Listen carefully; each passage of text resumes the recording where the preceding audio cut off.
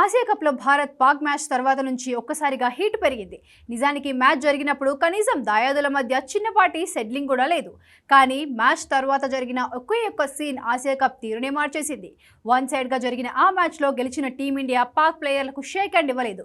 Dugout వద్ద కూడా లేకుండా డ్రెస్సింగ్ రూమ్లోకి వెళ్లి తలుపులు వేసి డైరెక్ట్గా పాక్కి స్ట్రాంగ్ మెసేజ్ ఇచ్చింది. అక్కడి నుంచి రగులుకున్న అగ్గి ఇంకా రాజుకుంటానే ఉంది. మ్యాచ్ రిఫరీ యాండీ పైక్రాఫ్ట్పై పాకిస్తాన్ క్రికెట్ బోర్డు ఆగ్రహం వ్యక్తం చేయడమే కాకుండా అతన్ని తప్పించాలంటూ ఐసీసీకి వరుసగా ఈమెయిల్స్, హెచ్చరికలు, ఆఖరికి క్లోజ్ డోర్ మీటింగ్స్ కూడా చేసింది. కానీ చివరికి ఐసీసీ చేసిన పనికి పాక్ దిమ్మ తిరిగిపోయింది. పీసీబీ నుంచి ఈ మెయిల్ రాగానే ఐసీసీ వెంటనే రెస్పాండ్ అయింది. హ్యాండ్షేక్ వివాదంపై విచారణ జరిపి పైక్రాఫ్ట్ ఎలాంటి తప్పు చేయలేదని స్పష్టం చేసింది. అంతేకాకుండా ఆయన ఏషియన్ క్రికెట్ కౌన్సిల్ ఆదేశాల ప్రకారమే హ్యాండ్షేక్ చేయొద్దని సూచనలు ఇచ్చారని కూడా వివరించింది.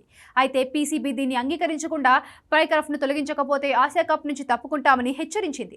పీసీబీ ఒత్తిడితో ఏసీసీ కూడా ఈ డిమాండ్కు మద్దతు తెలిపింది. ఎందుకంటే ఏసీసీ అధ్యక్షుడు పాక్ మినిస్టర్ మొహసిన్ నఖ్వీ కావడమే కారణం.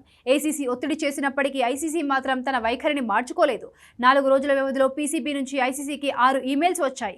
సెప్టెంబర్ 17న మరోసారి కొత్త ఆరోపణలు చేస్తూ మ్యాచ్ సమయంలోనూ తర్వాతను కోడ్ ఆఫ్ కండక్ట్ ఉల్లంఘనపై పైక్రాఫ్ట్ను ప్రశ్నించింది. దీనికి ఐసీసీ మరిన్ని వివరాలు పంపండి అని మాత్రమే సమాధానం ఇచ్చింది. యాంటీ పైక్రాఫ్ట్ను తొలగిస్తే ఆసియా కప్లో కొనసాగుతామంటూ పీసీబీ బ్లాక్మెయిల్ చేసింది. కానీ ఐసీసీ అందుకు అంగీకరించలేదు. దాంతో యూఏఈతో జరగాల్సిన మ్యాచ్ని బాయ్కాట్ చేస్తామని చెప్పింది. కానీ ఐసీసీ ఒత్తిళ్లలో చివరికి 1 గంట ఆలస్యంగా స్టేడియానికి వచ్చి యూఏఈతో మ్యాచ్ ఆడింది. ఆఖర్లో ట్విస్ట్ ఏంటంటే ఆ మ్యాచ్ యాండీ పైక్రాఫ్ట్ రిఫరీగా వ్యవహరించాడు. కేవలం ఆ మ్యాచ్కే కాదు, మిగతా ఆసియా కప్ షెడ్యూల్ మొత్తానికి కూడా అతనే కొనసాగనున్నట్లు ఐసీసీ స్పష్టం చేసింది. మొత్తానికి హ్యాండ్షేక్ వివాదంలో పీసీబీ చాలా పెద్ద గందరగోళం క్రియేట్ చేయాలని చూసినా చివరికి ఏం చేయలేకపోయింది. ఆసియా కప్ నుంచి బయటికి వస్తామని బెదిరించినా ఐసీసీ పట్టించుకోలేదు.